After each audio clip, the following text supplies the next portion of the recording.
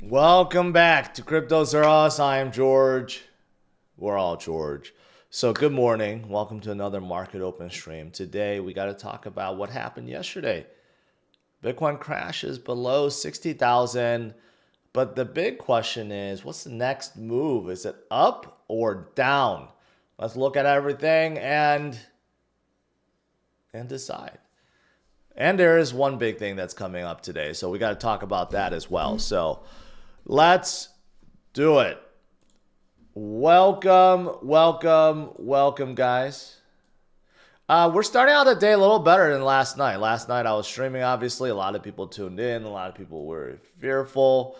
Right now, we're right under $60,000 yesterday. Of course, we fell as low as 58, and now we're a little bit higher than that, right? Obviously, we've seen this level before. It's not like we haven't been here. I mean, just last week we were here. We were here for actually several weeks.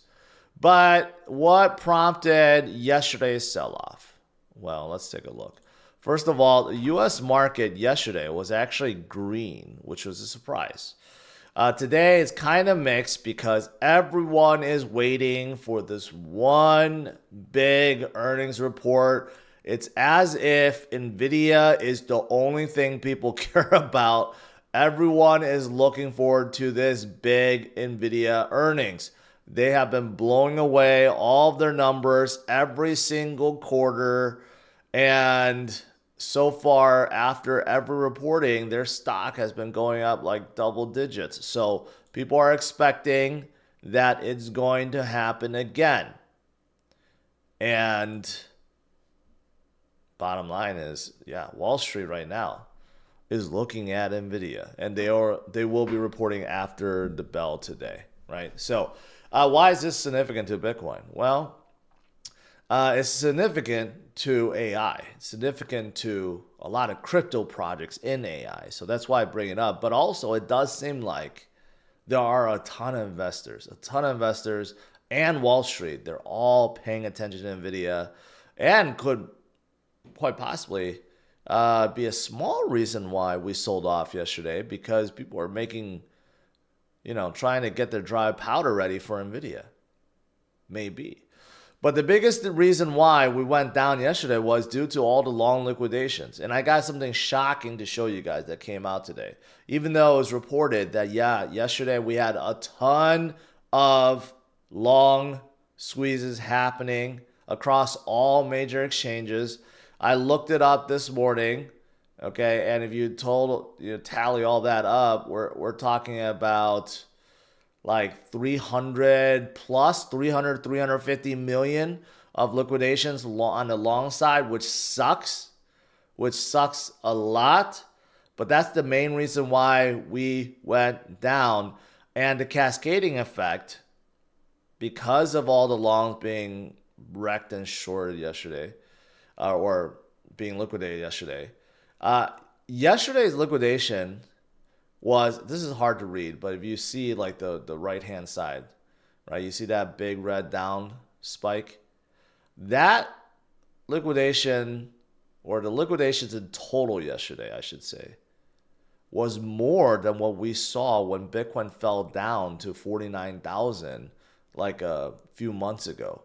That's how bad it was, right? But despite all of that, Bitcoin is now still sitting around $60,000. So that should show you the strength of Bitcoin right now. We had more longs being liquidated yesterday. Then when Bitcoin fell down to 49,000 and people were panicking. Despite yesterday, Bitcoin is still doing its thing. It's still going sideways, unfortunately, but we're no worse than, say, a week ago. And you might be wondering, well, who kicked it off? Who kicked off the sell-off yesterday? Could be the exchanges. Could be Wall Street, because they want to load up dry powder for NVIDIA. Who knows? But we will get through it. Of course, every single time we will get through it, right? But what's the next move? What's going to happen? Well, look at the fear and greed index. This could be an indicator of what's next. Okay, Retail sentiment changes so quickly. Look at last month. We were in extreme green mode at 74. Somehow we turned last week to extreme fear at 26. Yesterday, before the dip, we were at neutral, about 48. Now we're back down to fear level, almost extreme fear level. Now, why is this relevant? Measuring retail fear level, greed level, why is that relevant? Well, because you could actually chart it.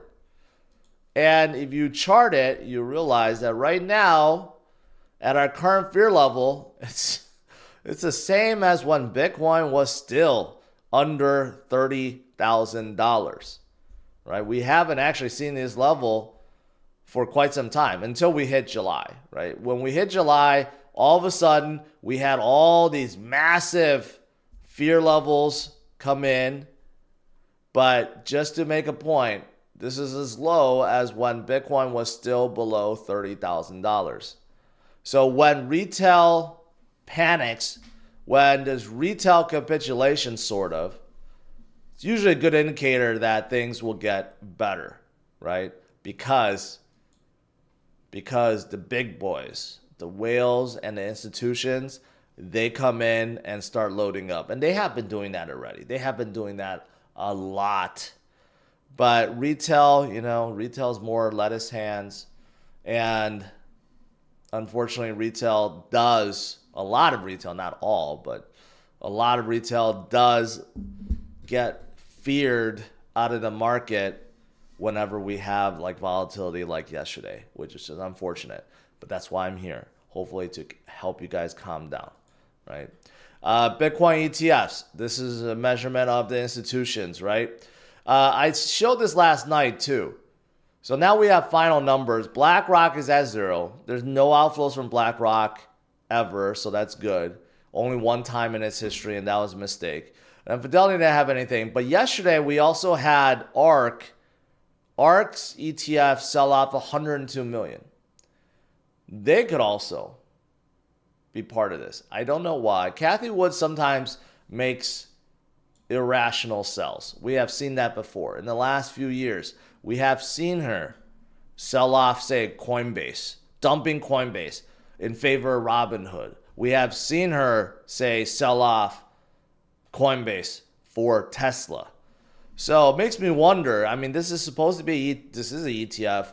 This is supposed to be buyers and sellers, selling their shares, and that's why they have outflows. But we know that these fund managers could also do their own thing with their other funds and so forth. So it almost makes me wonder if Cathie Wood herself did something major yesterday that caused the cascading liquidations. Because it's unusual.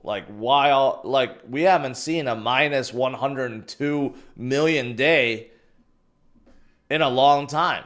In a very long time, right? It's so out of place. So it makes me wonder if ARK had something to do with yesterday too, which is really strange. Really, really strange, right? And if you look at this, we have a lot more greens than red, but when ARK seems to sell, they do sell a lot at a time. But the good thing is there's more inflows than outflows, but they're certainly not BlackRock. BlackRock only has inflows, like I said. Look at that. All inflows. Larry Fink is not Cathie Wood. Larry Fink is a die-hard, you could argue, Bitcoiner. I don't know if you could go that far, but he wants to control Bitcoin, right? He wants it all. The more he has, the more he could control, and that's not a good thing. But it is happening right in front of our eyes. So you don't want to let that happen. You don't want to have all the Bitcoin go to Larry Fink and BlackRock, right? Of course, we have ETFs outside the U.S. market. We have this monochrome ETF in Australia. That's still, there's no outflows. They're slowly adding. It's not nearly as much as the tens of thousands that Wall Street has, but hey, 123, still 11.4 million. They continue to load up a little bit like one per day, kind of like El Salvador.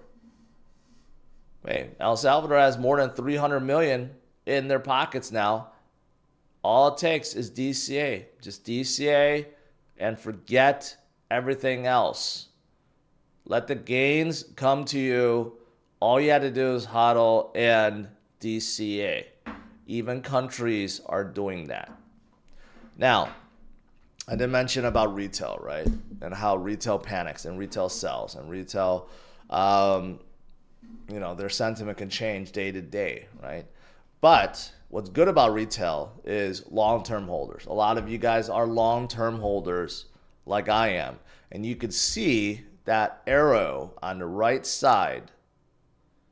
That is a huge, huge jump. Now, the orange, short-term holders, okay? Anyone that's held Bitcoin like under like half year. Blue is anyone that held Bitcoin for over half years, right? So you could see during the peaks, during FOMO season, like what we had earlier this year in March, you could see how the orange, okay, shot up. Can I zoom in here? No, I can't really zoom in. Not too bad. Anyways, you could see that big spike, right? Right around the March time frame. But you could see how the long-term holders actually went down because the short-term holders just came in and took over the market. But now look at what's happening on the right side. Long-term holders are accumulating, jumping up hugely, right? Because us long-term holders know we don't panic. Okay, this is not time to be panicking right before some major catalyst and right before Bitcoin takes off in its parabolic run.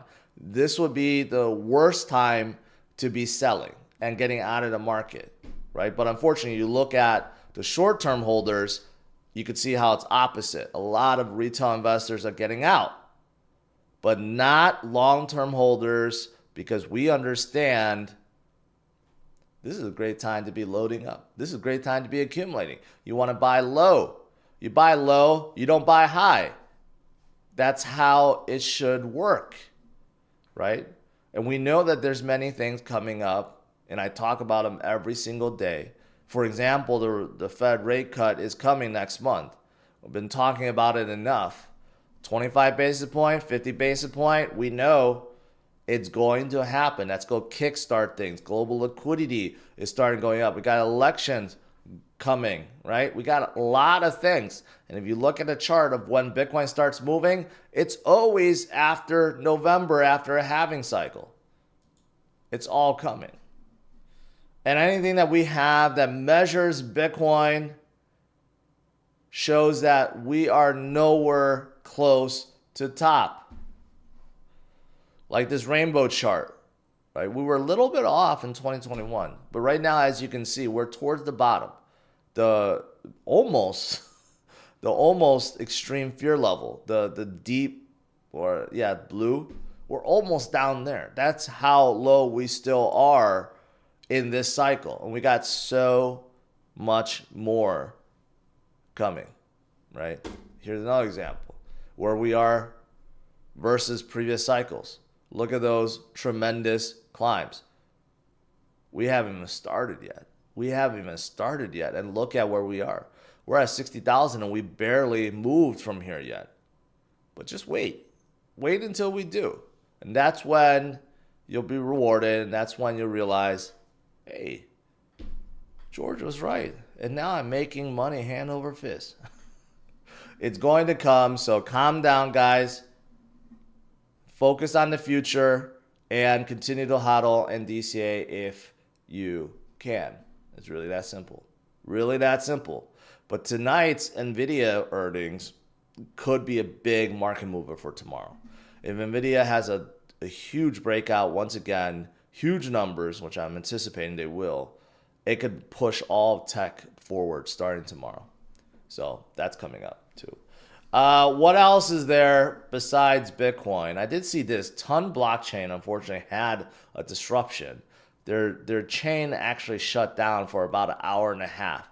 And that's because They maxed out the transaction per second, which is kind of weird. They did some kind of airdrop, and their theoretical, transactions per second is supposed to be 55,000, but they hit about 280 and it maxed out the network and it failed. So that's not a good thing. It means that ton itself right now cannot scale well. And then this is on top of the fact that, Telegram CEO just got arrested too. So hopefully that all gets corrected soon. And I did notice this, Hong Kong, who has their own ETFs, Bitcoin and ETH, now they have given approval to Hashkey to list AVAX and Chainlink. So that means retail investors right now in Hong Kong, they can only trade 4 crypto: Bitcoin, ETH, AVAX, and Chainlink. And as the market builds up more and more in Hong Kong, and there are rumors that China is going to allow mainland, which means over 1.4 billion people to allow to trade soon, that's going to be pretty significant. So that's all. Let's see. The U.S. market is mixed right now. Everything's a little red right now. Not too bad. Bitcoin is still where it is. All right. Let's do some Q&A.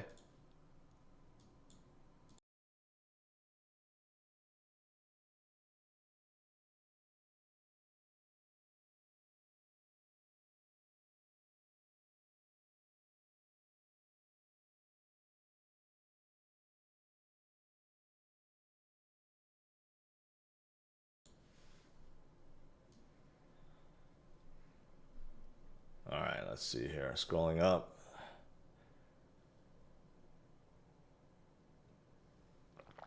Good morning, everyone. Good morning, morning. All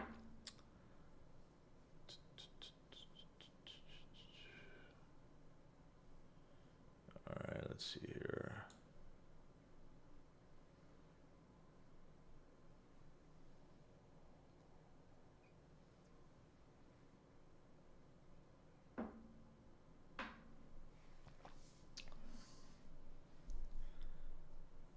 Let's see.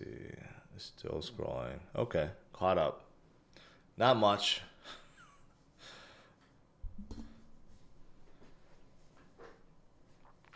So many lettuce hands. I don't quite get it.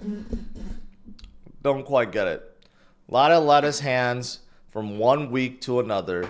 When we're up to 64,000 just a day or two ago, those lettuce hands weren't in here saying, well, I told you so.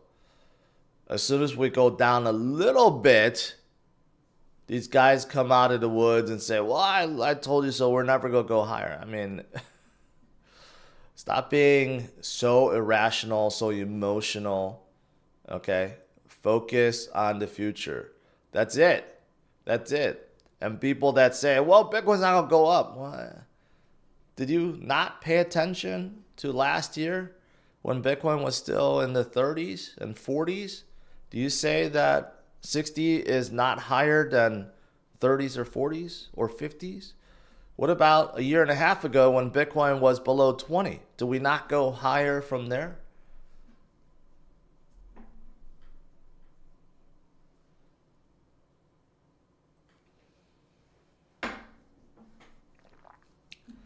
Thoughts about the Chang hard fork? It's good for Cardano. Are you asking if it's going to pump the price? No.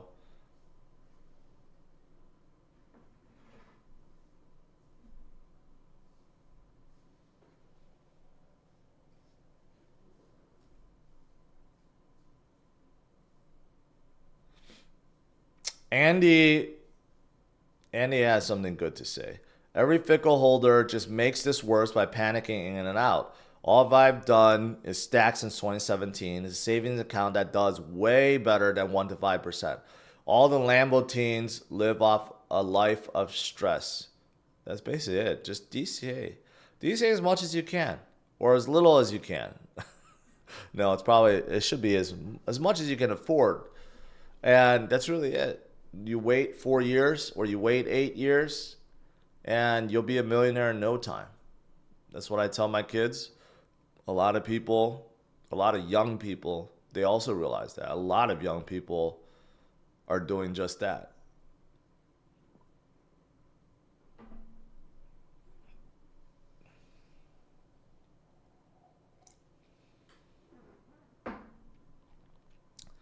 Fire down below. What are your thoughts on Akash? It's fine. It's a fine deep end play. You're probably asking me because it pumped up yesterday. I don't know why it pumped up, but it's a fine deep end play. It's out of the Cosmos ecosystem.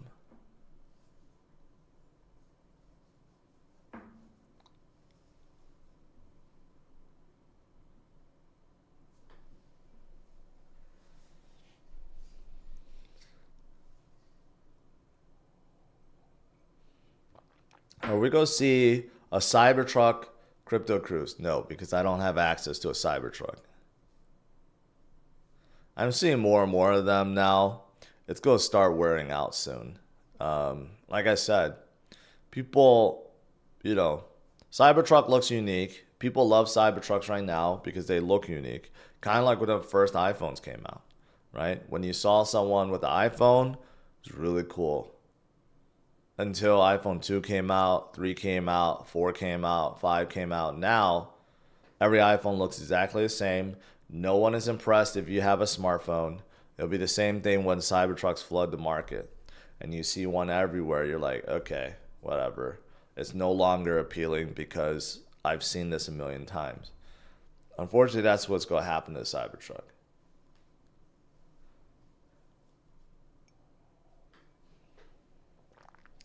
Thoughts on the direction of Helium? You know what? I like Helium Mobile more because it's actually a real world project that people can use a token for. So Helium itself, not as appealing. Not as appealing as before.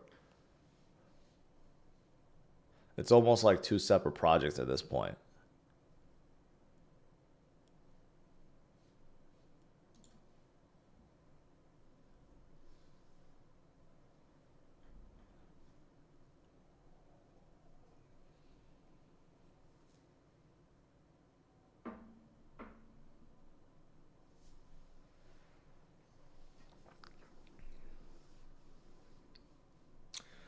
Melrose says, I've been DCAing for 9 years and not a millionaire. I should have taken profits though. Lesson learned. Melrose, I have a hard time believing that. 9 years. 9 years was 2013 when Bitcoin was at $130. Below $130. ETH was in dollars.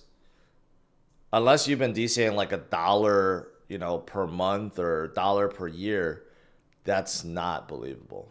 You did not get into 9 years ago, or your numbers are off. There's no way. I got in 9 years ago, and I made a mistake of selling it all in 2014, and that was stupid. That was very stupid. But 2014 was when Bitcoin fell to $160, and Litecoin was sub $1, and ETH didn't even come out yet. You could have got ETH for like, I don't know, under $1 when it came out in 2015, 2016. I don't know. Maybe you are telling the truth, but you just didn't invest a lot.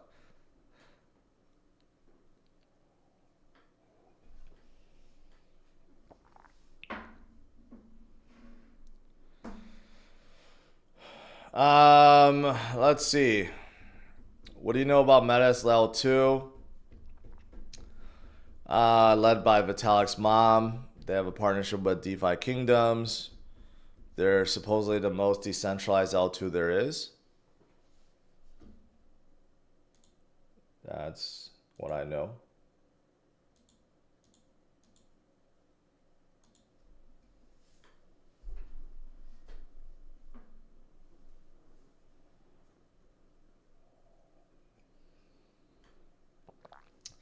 Budmaster sends me a super chat saying, I thought of a question the other day, but now I forgot. You didn't?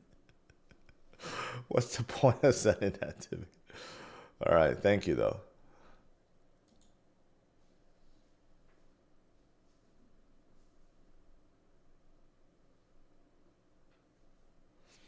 What am I drinking? Coffee. MoFish says ETH Foundation moved 35,000 ETH to Kraken. Maybe that's the reason. Someone speculated yesterday that ETH was the reason why the market went down.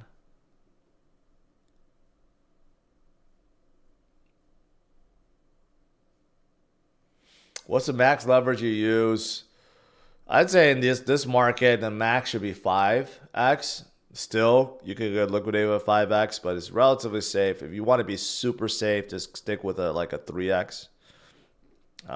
It'd be really hard to be liquidated at 3x at these levels. But 5x. I think I have a couple on 7 or 8. Those are quite dangerous, right? At this point, I'd say like 3 to 5x.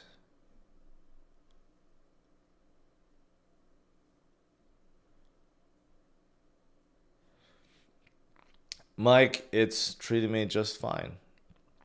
It's a really nice SUV.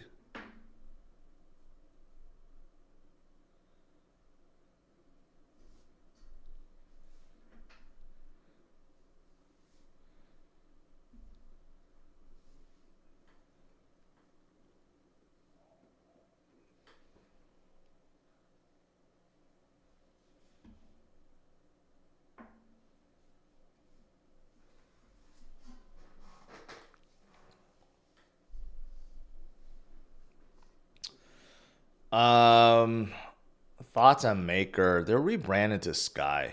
I don't know why. They're redoing DAI into a new stable coin. I'm not quite sure the reason why. I've never been a big fan of Maker. They were pumping back in the day. People would, put down collateral and borrow DAI. Seems like they want to change the model and replicate the others. Like these stablecoin makers, basically they're getting filthy rich off of, the transaction fees or redemption fees or whatever. So they don't really care. They don't really care about anything else other than tremendous amount of volume. Just look at Tether. They're making tens of billions now per month just due to all the transactions. It's crazy. So Ripple wants action, wants a piece of that. USDC already has that, and now it seems like MakerDAO also wants that. But we got a lot. PayPal's in there. I mean, we have so many stable coins now.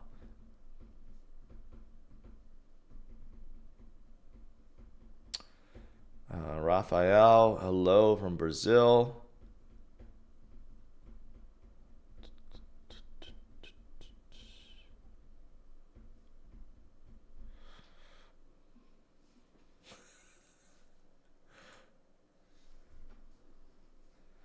Sony Honda car. I'm not a big fan of Sony, so I don't really pay attention to anything Sony does. Mr. Lee, what is your prediction on all-time high in crypto by next year? 5 or 10 trillion? I think 10 trillion is pretty reasonable. 10 trillion overall crypto market cap. Keep in mind, it does not mean that there's $10 trillion in the crypto market cap if that happens. We know that prices are very elevated in the crypto space. So, but yeah, hitting 10 trillion.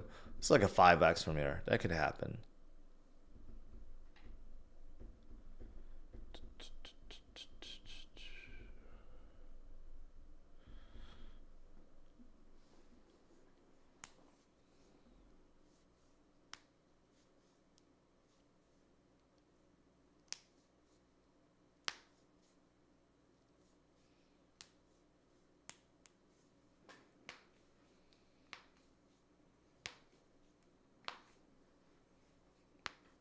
Sorry, I'm just cracking my fingers right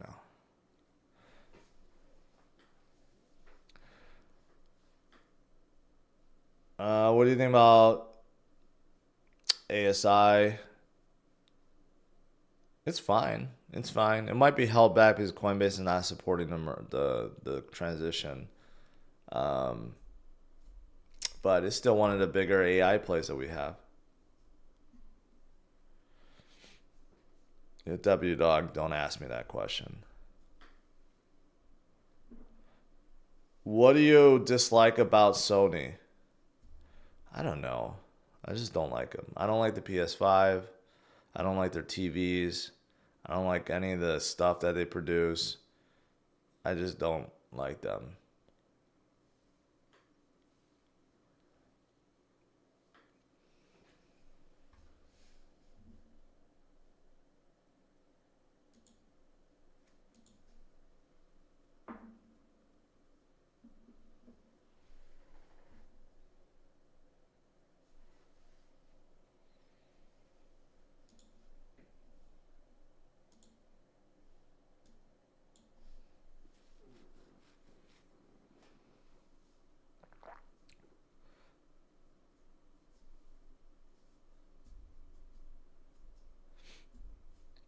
Genesis says KSI versus Crown, good matchup. Uh, yeah, KSI is not going to be coming to the IFC. He's going to want way, way, way too much money. And plus, he partially owns that Misfits. Or he may be majority owner. I don't know. He's not coming to IFC anytime soon. Crown is, but KSI is not. So you're a Nintendo guy or Xbox? I only play Xbox for NBA 2K games. That's it. I don't play anything else. I used to like play a little Call of Duty, but no longer.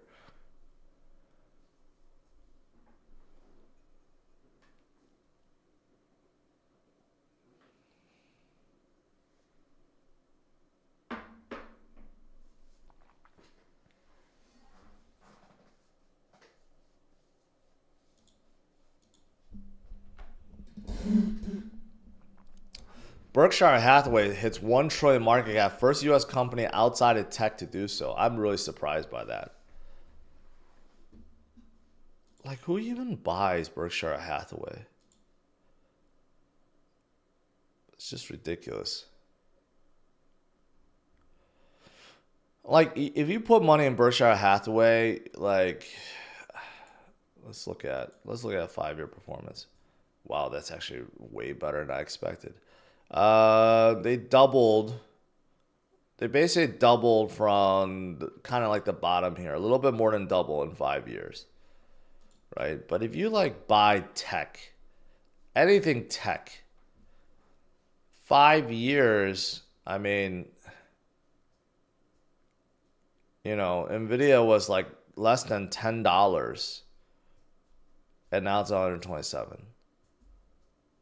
I mean, you just buy tech, right? But I gotta say, Berkshire Hathaway actually did way better than I expected in 5 years' time. With Warren Buffett's old way of thinking, and like most of this just like credit cards and banks and stuff. The only thing Warren Buffett did good recently with is Apple. Like 50% of the holdings was due to like Apple's growth. So really it was like a tech play. I totally forgot about it. So anyways, I don't know. I don't know. Not a fan of that. Anyways. NVIDIA is slightly down today. Tesla slightly down. Mara down. MicroStrategy down. Coinbase down slightly.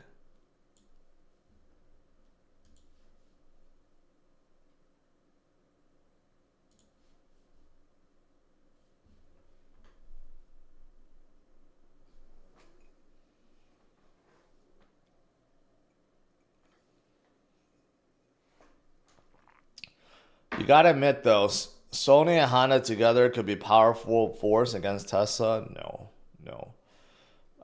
not even close. Honda's nowhere close to Tesla and EV and batteries and anything. And Sony, they're not even a car maker.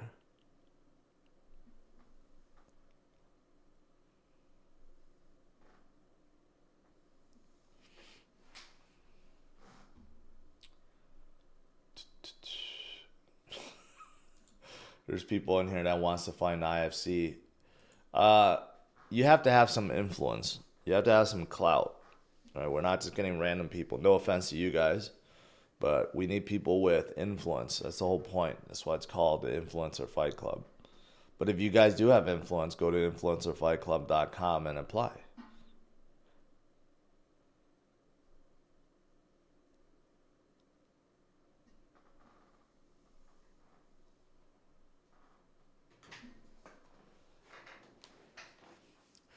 Art Magnev says it's ridiculous to expect NVIDIA to have profits every quarter. This is capitalism's pipe dream.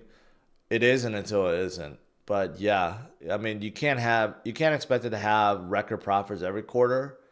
But realize this: NVIDIA is a monopoly, and they could charge whatever the hell they want.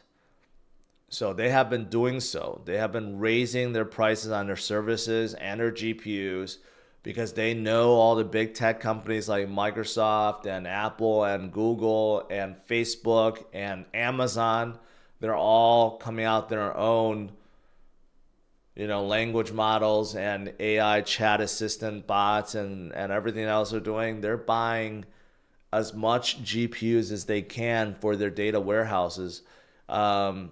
So who's supplying all of it? It's just one company, NVIDIA. There is no second best in this. No one goes to AMD and says, I want to buy all your chips for AI. No one does that. It's all NVIDIA chips. So at some point, that's going to stop, right? At some point, either they raise their prices too much and it just becomes stupidly expensive, or these other tech companies are struggling financially, so they're not buying as much. But right now, there is nothing stopping NVIDIA in my mind. Nothing.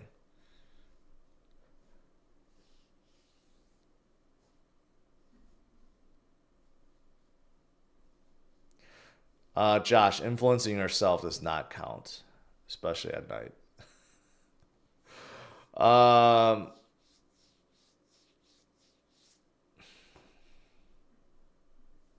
George is leading us to a massive banana zone.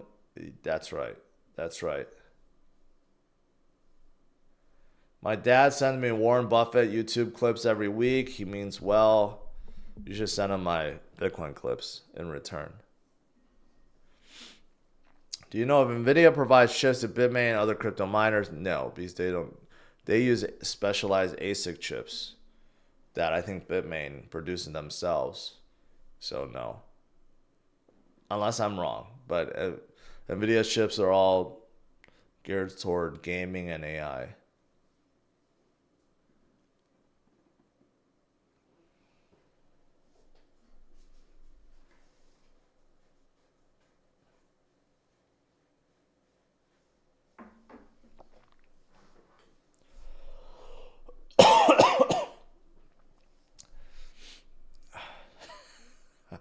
I triggered RG over the PS5 comment. Not a fan of PS5. Not a fan of PlayStations. Never been a fan of PlayStations. All right, guys. That is it. Overall, are we going up or down? You guys know my stance. Long term, we're going up. We go up infinitely. We're nowhere close to the top of this cycle. Right now, we do have some market manipulation. We have some long squeezes happening. We have some volatility with the broader market. But none of this changes Bitcoin. Bitcoin is still the best asset to hold. The banana parabolic zone is coming. And you don't want to be feared out of the market. Not right now. All right, I'll see you guys tonight, 8:30 p.m. Central Standard Time. Have a good one. Take care. Bye-bye.